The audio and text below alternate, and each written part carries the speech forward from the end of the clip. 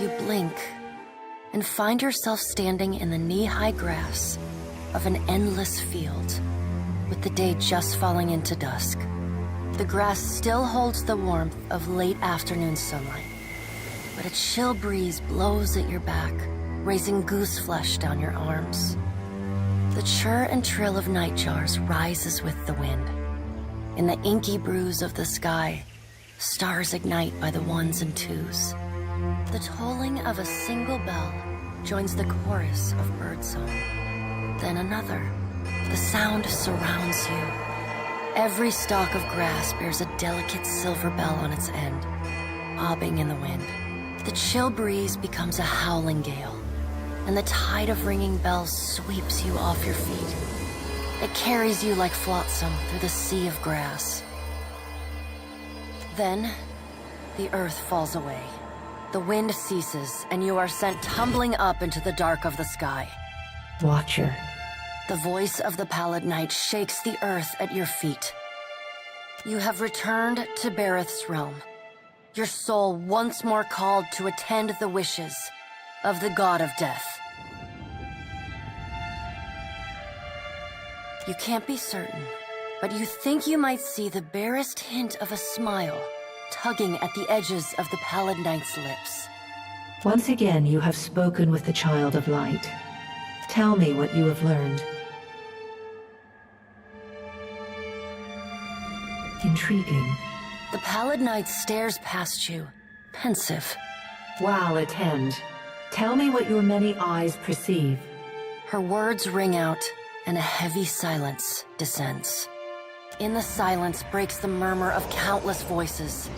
They speak all at once in languages both known and unknown to you. In the space beside Bareth, an eye blinks open, followed fast by several more.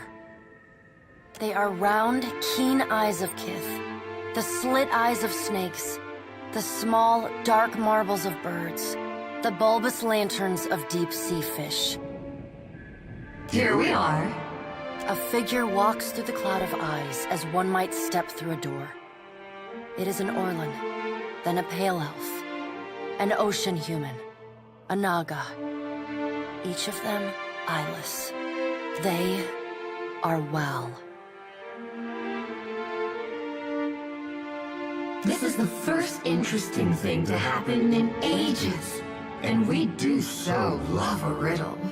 The figure wears an Amawa's grin, and the many voices beneath its own titter. Some things must be lost to be found again. You knew that once, when you buried my scroll beneath the earth in Black Meadow. But it seems you have forgotten. We have read the book of your life, Watcher. It is heavy with the weight of your choices, and its pages are not unmarred by the blood of others. You read, but on a smaller scale. We see between the strings of the world, and Eothas is there, strumming them like a lute. His tongue is still, yet he sings of a coming joy. What tune he plays, we do not know. It is complex, ever-shifting. One moment vibrating in harmony, the next in discord. A man strides through the door to Bareth's realm. Behind him lope wolves with lolling tongues, and jungle cats whose long tails twitch with every step. Galawain, the changeling, arrives, and he brings with him the wild heart of Eora's untamed places. Fast on Galawain's heels, a small wave of seawater washes across the tiles. It pours off the edge of the platform and cascades down into the beyond. From out of the water rears a glowing lure, then the head of a gigantic fish. The round black eyes of Andra roll to meet yours. My gift-bearers bring to me that which Kith most want to forget, and in their memories I see you as Wal does. You are the one who leaves chaos in his wake. You knew one of them once, my gift-bearers, Maneha. She longs to forget and to help others do the same. But when given the chance to aid her, you did not. You are a capricious creature, like Eothas. Andra's storm-black eyes roll away from you. Eothas is nothing if not resourceful. I admire his nerve. In the changeling's voice, you hear the soft patter of rain on leaves and the rush of wind through treetops. Hunger will drive the most pathetic of beasts to desperate acts of bravery. If his journey leads him back to us, he has proved himself worthy of return to the fold. Eothas does not return to us. He returns to execute some grand plan. We must stop him. Andra's voice rises like a tide, panic riding its crest. The doors lining the walls of Bareth's realm slam open in unison. Warped pieces of ancient armor and the remnants of discarded weapons roar through the doorways. They meet in the center of the room, in a shower of sparks, and form the vague figure of a man. Finally, a blacksmith's sledge hurtles past your shoulder, and the figure snatches it from the air. A man made half of metal and half of ruined skin stands before you. The rounded metal of a well-worn shield makes up most of his skull, his right eye socket, and jaw. His mouth is pulled forever into a half-grimace. If Eothas has something foolish planned, perhaps we can turn him from that path and set him down a more productive one. Abaddon's words crash and screech together, like long steel gears forced to movement for the first time in centuries.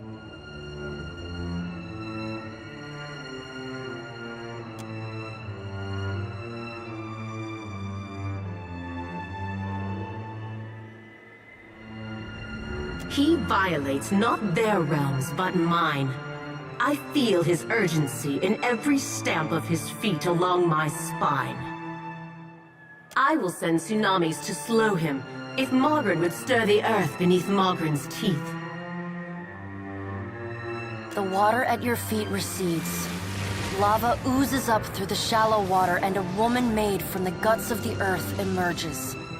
She settles her characteristic broadsword on her shoulder and sighs a cloud of smoke and ash. Mogren returns.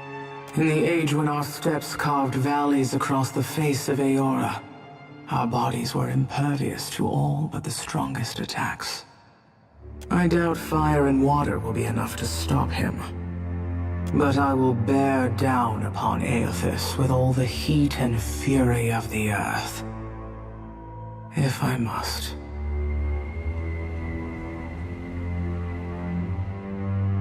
The death of thousands now could prevent the death of millions later.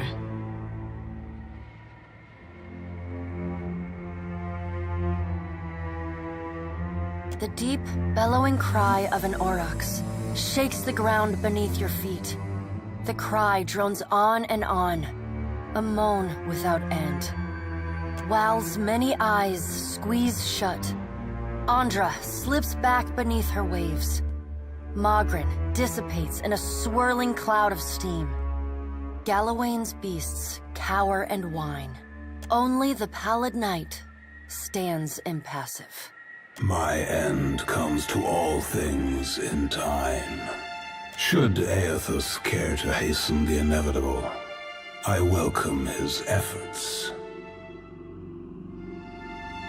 Eothas seeks a slate wiped clean. Freedom from the endless revolutions of Barath's wheel. The final emancipation of the countless stolen mortal lives the gods hoard within themselves. The Child of Light will not choose the hour of my death. Mogren tests the edge of her broadsword with a smoldering finger.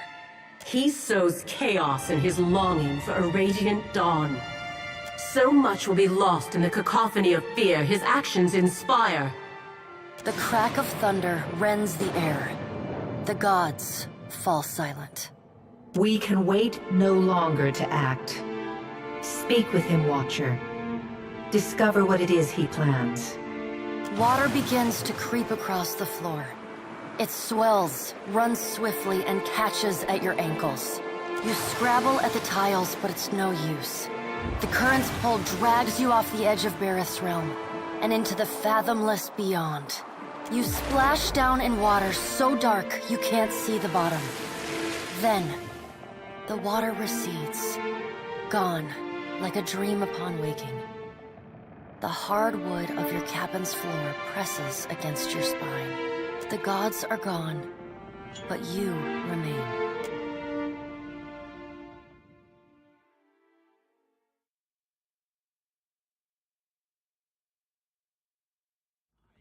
Chewing through Cat Newer's foundation long before Eothas finished the job.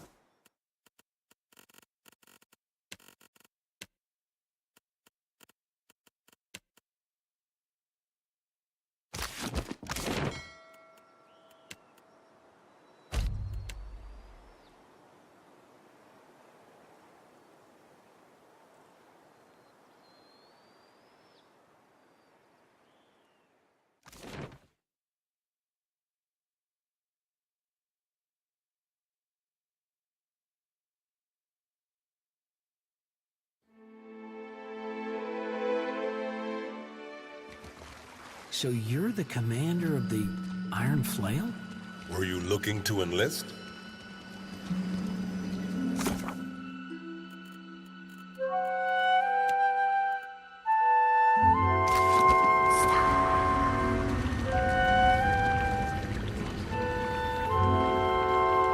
Light of Eothas be upon you. Your friend guided you truly. Gadarian Bosch has honored me with the duty of helping his message reach all of the faithful. We answer the Shining God's call. He shows us the way and we march in his wake. Already the Vanguard prepares to make its journey, with more soon to follow. Yes, in fact, we will follow him along the lighted path. When the time is right, he will welcome our souls into his legion. Gadarian Bosch has seen it.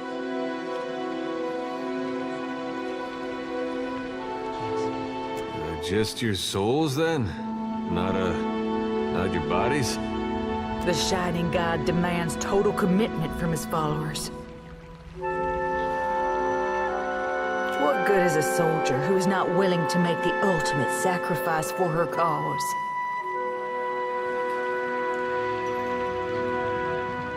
To walk the lighted path, one must be willing to never turn back.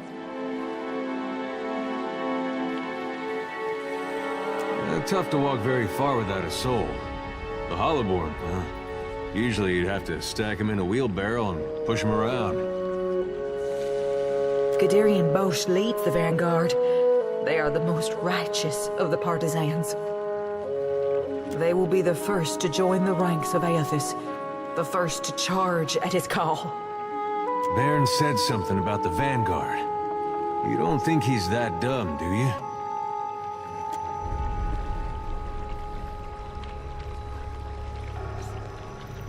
The Vanguard know their own, and Gadarian Bosch knows them. Beyond that, we keep such information private. If they know their own, what do you think they'd say to a couple new members? Can we be in the Vanguard too? I'm afraid you cannot. The Vanguard is reserved for the most faithful among us. You have not even joined the partisans. How right you are. Forgive me. I did not mean to cast doubt on your character. Unfortunately, even if I were to initiate you right now into our order, it would be too late to join the Vanguard. Their ship is docked right now in Neketaka, and set to depart at any moment. You think he could be on it? If he left right after we did, we gotta go. They won't take you, but there will be more ships to follow. Stay and learn about the partisans of the Lighted Path, and I'll see that there is room for you. That's a real nice offer. We'll think about it and get back to you.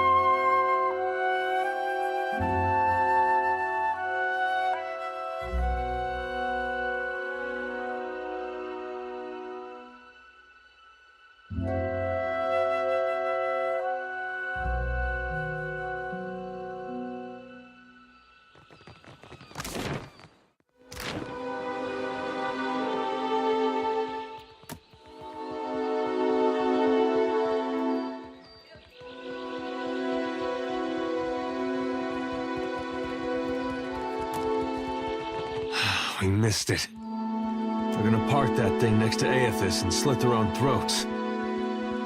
wish they'd gone ahead with it before they got Baron involved. If we can't catch it, can you promise me we'll go right now? I knew there was something I liked about you.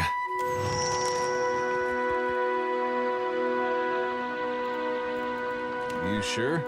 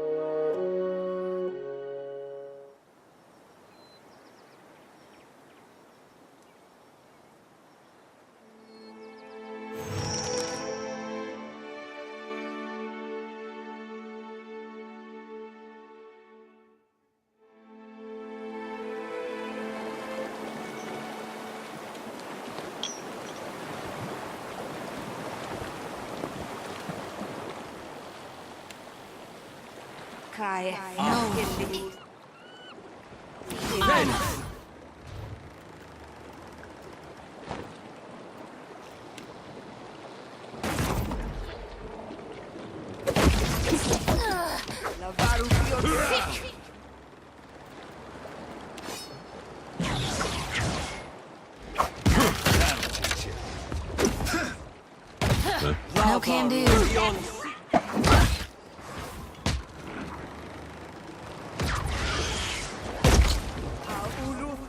Boy.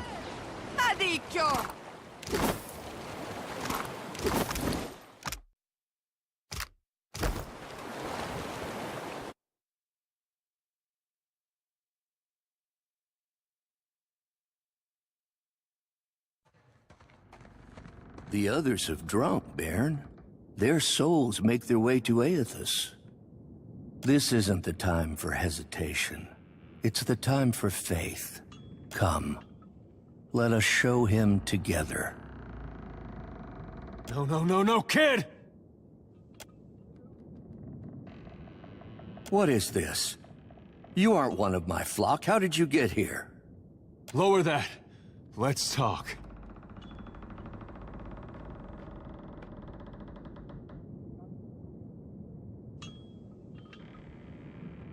You can't let him decide for you. You know what Olava would think of this. She isn't here to decide for me either. What is faith if it isn't tested? These people are willed here by Aethys to challenge you. Make him proud. I will make him proud.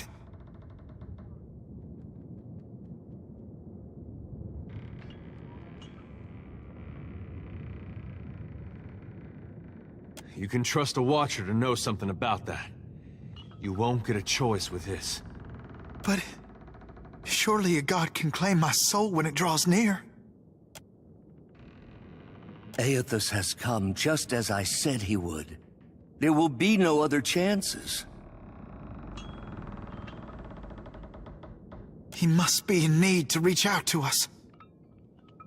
Effigy's eyes, kid. You think your tiny soul's gonna change his fate? Right, that's the basic idea. But he has called for us.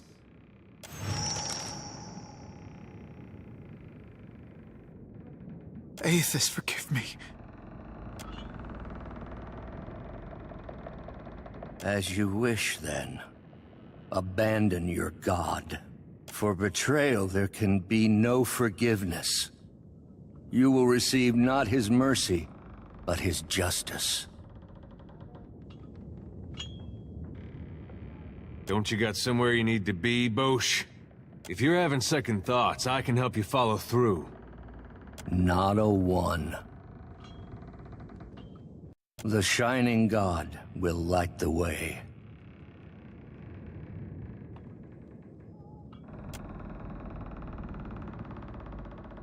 Think he's all right? He looks a little seasick.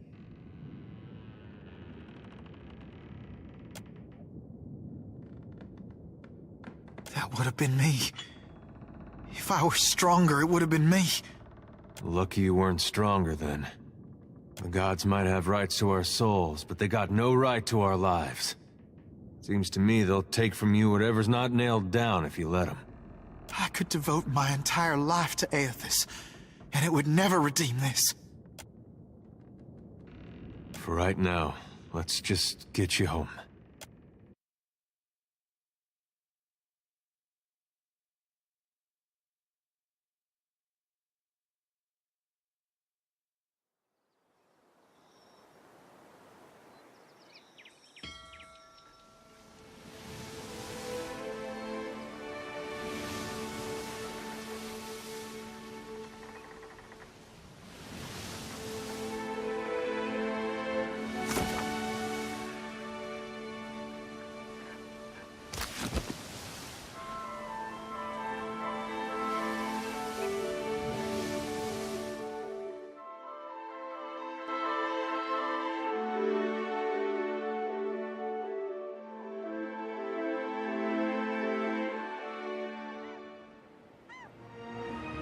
Bairn. I'm not sure what you want to talk about. I have my life, and I know it's because of you. I know I should be thanking you, but the truth is, I don't know if I want to be here now, or what I'm supposed to be doing. And I still don't know what to say to Aethys when I meet him one day. It should be the other way around. He's the one who owes you an explanation. You hear me, kid? He owes you.